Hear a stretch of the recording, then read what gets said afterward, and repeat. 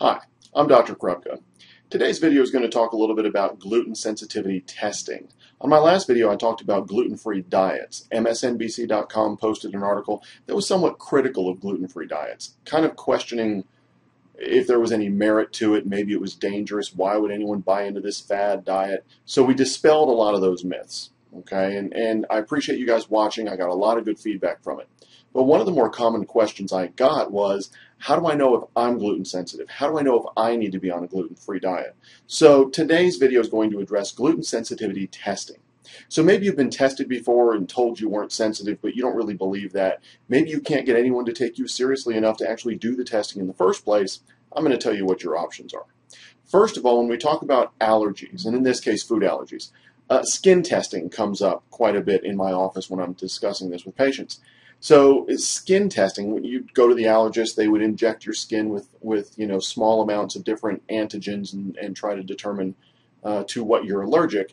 For food allergies, that's notoriously inaccurate. So if you've been tested that way before and they said, oh, we looked for dairy and wheat and eggs, and you don't have any problem with that, but your diet experience or your lifestyle tells you otherwise, don't necessarily trust that testing. That's not the best way to look for food allergies. I find many times people are told there was no reaction, but when we do elimination diets or some of our other testing, we find obvious problems. So bottom line is, don't necessarily trust skin testing for food allergies. Okay. Next, elimination diets. An elimination diet is kind of a low-tech, old-school way to determine whether or not you have a sensitivity to a food. And they're not bad, don't misunderstand me, but they have to be done properly. So let me explain a little bit about the right way to do an elimination diet. Let's say I was going to try to determine whether or not I had sensitivity issues to dairy and gluten, or dairy and wheat, let's say. So for a period of time, 3 days, 3 weeks, 3 months, whenever I deem appropriate, I take dairy out of my diet. But I leave gluten in, or I leave wheat in. So I go for that period of time, I don't really feel any better. So I put dairy back in, now I take gluten out. So I do that for a period of time. Don't feel any better. Put that back in, assume I don't have food allergies, and go on about my business. Not quite right, because what if I had sensitivities to more than one? What if I was sensitive to both? The whole time dairy was out, gluten was still in, so I had reactions. Then when I took gluten out, dairy went back in, so I had reactions. And you multiply that by 4 or 5 or 6 different foods, you can see why pulling foods out one at a time just doesn't give you the information you're looking for. Now, on the other hand, if I were to take out almost every conceivable food to which I can be reactive, clean myself up, get to feeling well, and then one by one reintroduce foods back into my diet, that's a much more appropriate way to do an elimination diet. A little bit more difficult, a little more cumbersome, but definitely going to give you better information than pulling foods out one at a time. For most of my patients, I have them go on what's called a paleo diet for a period of about 6 weeks, sometimes 2 months, and usually they come back and say, oh my gosh, I feel wonderful. I don't know how long I could maintain this diet, but right now I feel pretty well.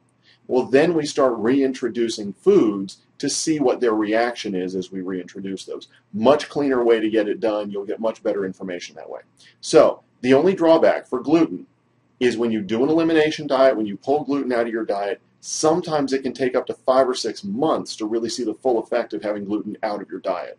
So it can be a little bit cumbersome, it can take a while, but definitely inexpensive, low-tech, non-invasive, and you can do this at home as long as you're careful about how you do it. If you have questions about it, give me a call, I'll give you my information at the end of the video. But elimination diets are legitimate, you just have to do them the right way.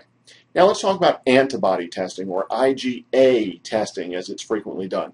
When it's positive, but you get a lot of false negatives when you're doing IgA testing. First of all, IgA lasts for different amount of times in different tissues. For example, IgA is probably least stable in the blood. Okay, so when you eat a food and you create antibodies to it, like immunoglobulin A, and there are other antibodies, I'm using this as an example, those are in the blood for a short period of time, filtered out, and they're gone. It is more stable in the saliva. You can find those antibodies for a longer period of time in the saliva, and it is even more stable than that in the stool. So stool samples looking for IgA, you can sometimes find IgAs reactive to particular foods even up to 6 or 8 or 10 months after the last time someone ingested that food. So it does depend on on which tissue or fluid you're testing. But within that, IgA testing is good when it's positive, but when it's negative, you can't always trust that. Many people, especially people that are chronically ill, will have an overall deficiency of IgA, which will mean they'll look negative on a test even though they are reactive to a particular food. So it's not bad, but it has some issues you need to be aware of.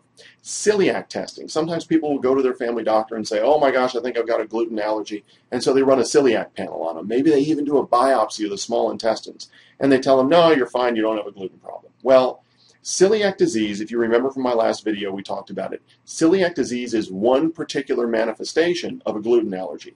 It is not the only manifestation of a gluten allergy. In fact, in my experience, only about 20% of my gluten-sensitive patients are celiac positive.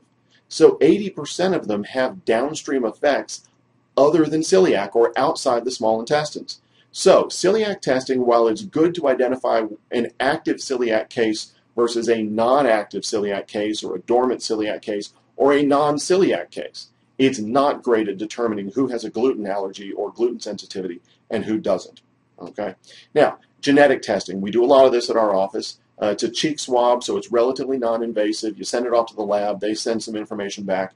And the lab that we use, which is called Antero Labs, they're out of Fort Worth, Texas, they do a good job of dividing people into a couple of categories. They'll come back with reports that say that patients are gluten sensitive without a propensity to celiac, or they are gluten sensitive with a propensity to celiac. So it gives us good information. You can infer some information about their parents and their children, aunts and uncles, siblings. You know, you get a kind of a broad sweep of the family when you do genetic testing.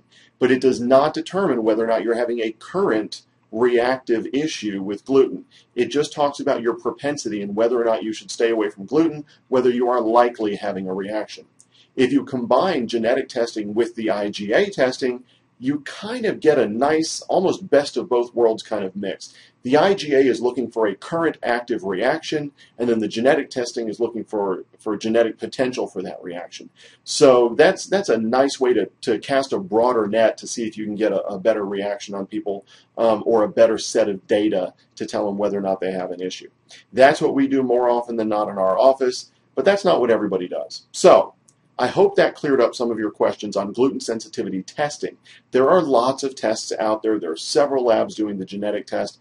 Find a doctor you trust, a functional medicine doctor, talk to him or her about this and see what they use in their office on a regular basis. Now, if you don't have a doctor like that near you, or if you're in the Houston area, you're welcome to give my office a call. Our office number is 281-664-6464. You can also go to my website. There should be a link to it somewhere around this video. But it's drkrupka.com. That's drkrupka.com. You can send me an email through the website. If you've had testing done somewhere else and you want to know if it's conclusive or you want to have a second opinion on the interpretation of that, that's fine. We do that all the time. So give the office a call and we can set that up for you. So I hope that answered your questions. If it just stirred up more questions, that's fine. Just give me some feedback and let me know. We'll do as many videos as we need to do for you to get this situation under control so you understand what's going on. So please leave me feedback. Feel free to pass this around to your friends. The more feedback we get, the better the next video is. So thanks for watching, and I'll see you on the next video.